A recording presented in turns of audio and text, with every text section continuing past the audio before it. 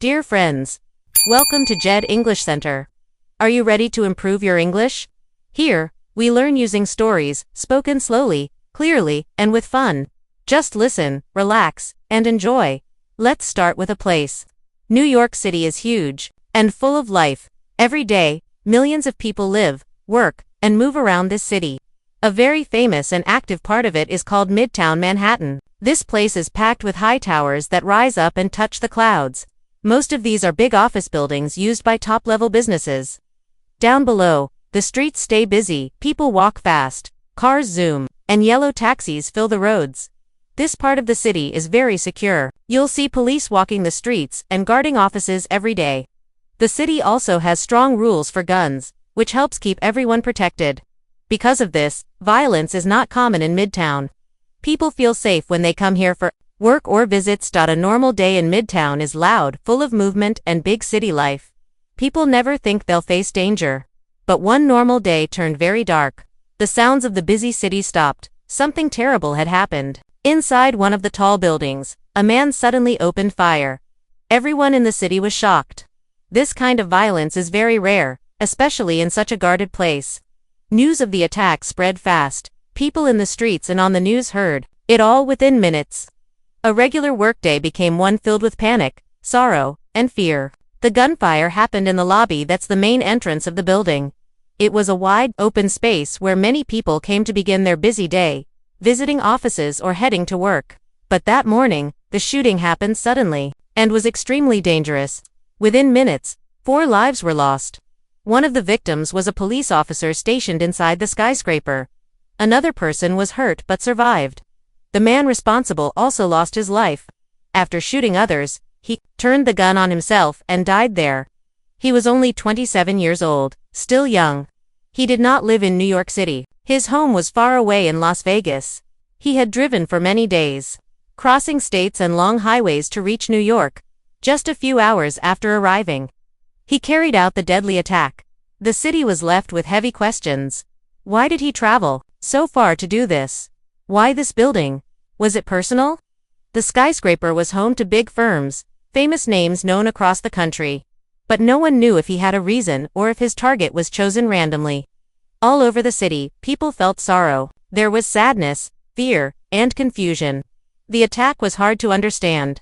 It happened in one of the safest spots, a place meant to protect and serve. New York, known for strength and spirit, suffered a dark and heartbreaking day. 2. A morning. In the city, the sun rose above tall buildings. Another day had begun in Manhattan. Taxis rushed below, and people hurried, walking fast to offices and shops. In the center stood a glass tower, its top touching the blue morning sky. The skyscraper had many floors, windows reflecting soft white clouds in the sun. Inside. The workday was beginning. Hundreds of people taking elevators, sitting at desks, opening computers. Everything was normal, just another day. Near the glass front doors, Officer Islam stood at his post in his blue uniform. He was 36 years old, strong and calm, a proud police officer in New York City. His job was to keep the place secure. Many major companies had offices there, so they paid extra for police presence. It was a common duty in such buildings. Officer Islam came from Bangladesh, looking to build a better life in America. He had a family, a wife, and a child. He stood watching as people walked in. He gave small nods to faces he knew. Always alert, always ready, always there. The lobby stretched out wide and bright, a smooth floor of stone reflected lights. Footsteps echoed gently as people passed. A cafe sat in one corner selling coffee, sweet pastries, and warm breakfast rolls. Some chatted in small groups with smiles. Others walked straight to the elevators. Behind a large desk, a guard answered calls, helped visitors, and watched the cameras. Voices filled the air. Focused.com. Everyone had tasks, goals, and meetings. No one felt fear inside these strong walls. In the back, shiny elevators stood waiting. Their metal doors opened with a soft ding. A woman with a black bag waited quietly for her ride up to the 25th floor. 2 men in dark suits spoke of business and a big meeting on the 40th floor. Everything was running, like always. Cameras on the walls recorded it all, but saw nothing strange or alarming. It was a simple, peaceful Tuesday morning. No one guessed the calm would break soon. No one knew the day would end with sorrow. 3. A long trip to New York. The shooter was not a local man. He came from faraway Las Vegas, Nevada. His name was Shane Tamura, aged 27. Before the chaos in the skyscraper, he began a long, lonely road trip. He got in his car and headed eastward, crossing huge parts of the country alone. No one really knew his purpose or plan. He didn't tell anyone what he was doing. Hour after hour, he drove in silence. He passed through states and cities, over highways, deserts, and mountains. In Colorado, he saw great tall peaks, but didn't stop for long or rest. He just kept driving mile after mile, through different time zones, roads, and towns. His goal unknown, his mind silent. He passed through wide and empty states, Nebraska, then Iowa. The land changed, from dry deserts to high mountains, then into flat, green farmlands. For many long days, the road was his life. He likely stopped only for fuel and food. Every mile brought him closer east. His final stretch took him through the busy state of New Jersey. Then, at last, he crossed the border into massive, noisy New York City. After days of silence on the road, he finally reached the giant city. But his time there was short, just hours before the violence. His quiet journey had ended. Now he was in one of the world's biggest cities. The police had many serious questions. But the biggest one was just one word. Why? Why would a young man drive from faraway Las Vegas all the way to New York to do this? No one could explain. Did he have a reason for picking New York? Was something here important to him, or was it just a random choice? And why that skyscraper? Why that lobby? Was it about someone inside the building? Did he hold a grudge? Was he angry? Or was it just another random decision? The police later found out that the shooter had a long history of mental health struggles. This was a tragic part of his life. But even that didn't answer the mystery. It didn't explain the journey. It didn't explain the target. His reasons stayed unknown. The man from Las Vegas had arrived, and Manhattan was about to change forever. 4. The attack begins. It was a busy morning in the skyscraper. The sun poured through the front glass doors. The stone floor was bright and spotless. People walked across it in quiet steps, heading up to their offices above. Some talked on phones, some sipped coffee. Then, a man walked inside. He was 27 years old, from Las Vegas. But he wasn't there for business. In his hand was a black handgun. He walked slowly, staring at no one. He moved with a strange calm. Officer Detrol Islam stood near the entrance, in full uniform, calm and focused. He was watching, guarding the space, his duty to protect everyone inside. Then the man with the gun turned toward him. He saw the officer and didn't hesitate. Without a word, he raised his weapon and pulled the trigger. The bang echoed off the tall walls. It was loud and sudden and awful. Officer Islam was hit. He collapsed onto the cold floor. Just like that, the peaceful morning ended. At first, no one moved. The sound had frozen the room. Then, screams broke out. People dropped phones and bags, running in all directions. The happy morning noises vanished. Now there was only panic and terror. A woman in a dark business suit ran to hide behind a tall pillar. She was afraid. The shooter saw her moving. He turned his gun and fired again.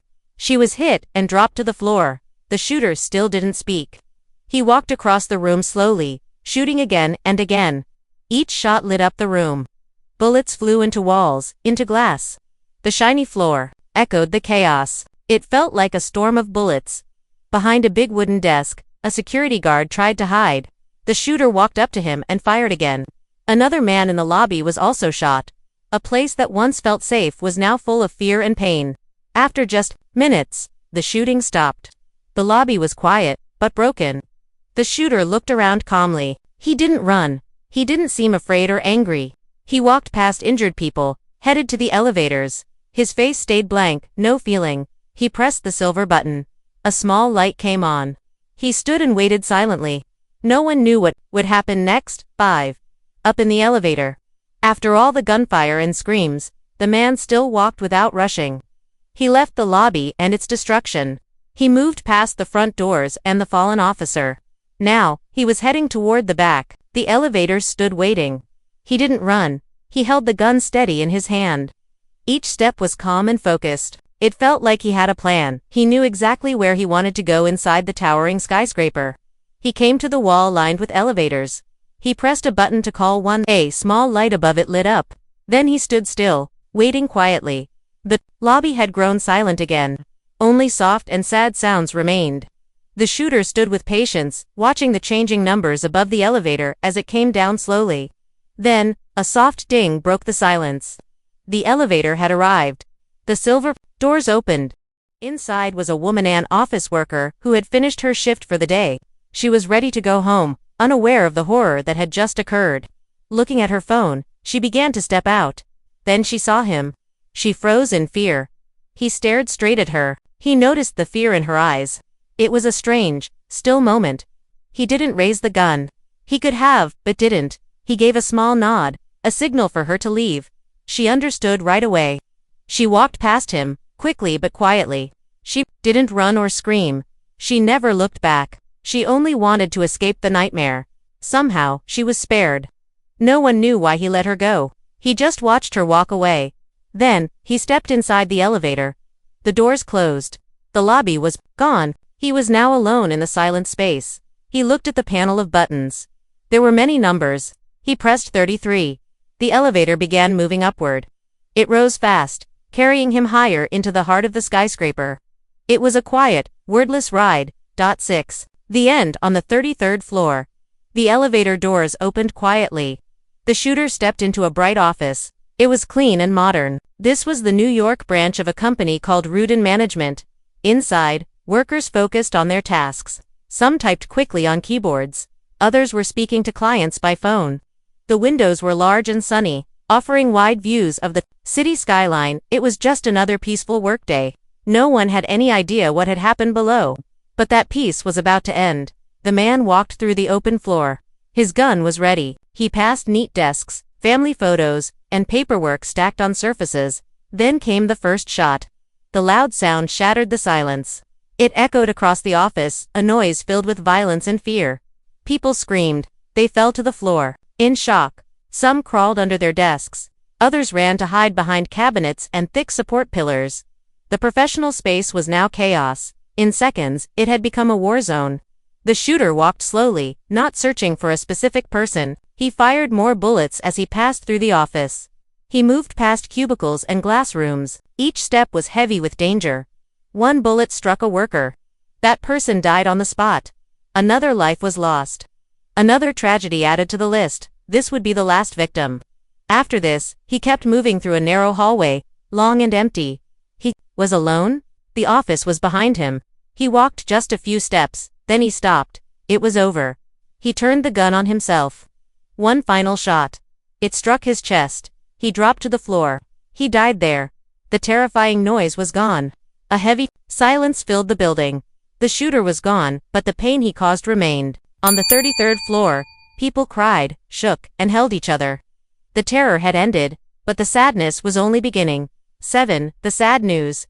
Outside, the city had changed. Police cars filled the streets. Ambulances lined up nearby, red and blue. Lights flashed everywhere. Crowds gathered behind yellow tape. They stood still, waiting, watching. People wanted answers. They needed to know what had happened inside the famous skyscraper. The city waited in silence. Though the attack was over, a wave of deep sadness had begun. New York was in mourning. Just a few hours later, city leaders stood before the cameras. They held a press conference, a moment to speak to everyone watching. Mayor Eric Adams stood at a table. In front of him were microphones. Beside him stood Police Commissioner Jessica Tisch. Their faces showed sorrow and exhaustion. Reporters filled the room. Cameras pointed forward. Notebooks ready. The whole nation watched. The mayor began to speak. His voice was low and emotional. He shared the awful truth. A man had entered the building and opened fire. 4 lives were lost. Another person was hurt and taken to the hospital. And the gunman, he had taken his own life. There was no police standoff. The shooter ended it himself. It was heartbreaking news. Then Commissioner Tisch stepped forward. She said this was the hardest part of her job. It never gets easier to announce the death of a New York police officer. She named Officer Detrell Islam. He had died doing his duty, protecting others, standing at his post. The commissioner called him a hero. She said all officers felt this loss deeply. New Yorkers were stunned. Shootings do happen in America, but not like this. Not here. Midtown Manhattan is one of the most guarded and secure places in the country. There are police on every corner. The gun laws are among the strictest in the US. THI's attack felt impossible. But now the safe city felt shaken. The news traveled fast. Across the 5 boroughs, people were watching their screens. News stations showed the shooter walking calmly into the building. It was hard to watch. Hearts broke for the victims and families. The city had so many questions. Why? Why this building? Why this day? There were no full answers. Only pain. A deep sorrow covered the city like a shadow. 8. Remembering the people. Though the gunshots stopped, the pain stayed behind. For innocent people died that day. They were not just names, they had families, hopes, and futures. They were part of the city. Let's remember them. One was Officer Detrul Islam. He was 36 years old. He came from Bangladesh. Looking for a better life in the US, he chose to serve the city by joining the NYPD. He worked at the 47th Precinct. He stood proud in uniform, protecting others. On that morning, he was assigned to the skyscraper, an extra protection post paid by the building. He was in the lobby when the attack began. He was the first victim. He had no time to act. City leaders honored him as a hero. He died in the line of duty, doing what he was trained to do, keeping people safe. His death was a heavy loss for his family, and for the police force. But he wasn't the only one who died. In the lobby, a woman was shot. She tried to hide behind a pillar. But it wasn't enough. A security guard at the desk was also killed. He was doing his job, helping visitors and answering calls. None of them knew that danger was coming. And on the 33rd floor, high above the ground, another worker was killed at their desk. An office meant to be safe was suddenly filled with fear. One other man in the lobby was shot. He survived and was taken to the hospital. Now, families face a painful future. Their lives are forever changed. The city of New York remembers the 4 souls lost that day. But questions still hang in the air. Why did the shooter come here? Why this building? We may never know, but what we can do is honor those we lost, stand with their families, and carry their memory forward. Thank you for listening to this powerful story. We hope you understood and felt every word. Remember, learning English is not just about grammar. It's about understanding people, stories, and the world. Subscribe to Jaed English Center for more.